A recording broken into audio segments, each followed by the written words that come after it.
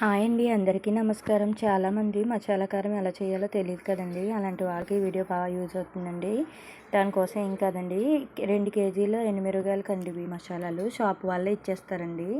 ధనియాలు, జీలకర్ర, మెంతులు ఫ్రై చేసేసుకోవాలండి. ఏట్లకాయ సపరేట్గా చిన్న మంటలోనే ఫ్రై చేసేసుకోవాలండి. ఇదిగోండి నేను మెంతులు వేయించాను కదా, తర్వాత జీలకర్ర అండి.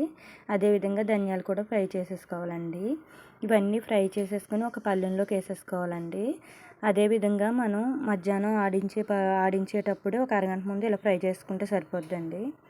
ఇలా ఫ్రై చేసుకుని మనం మొత్తం అన్ని పళ్ళెంలో వేసేసుకుని చల్లారి పెట్టేసుకోవాలండి.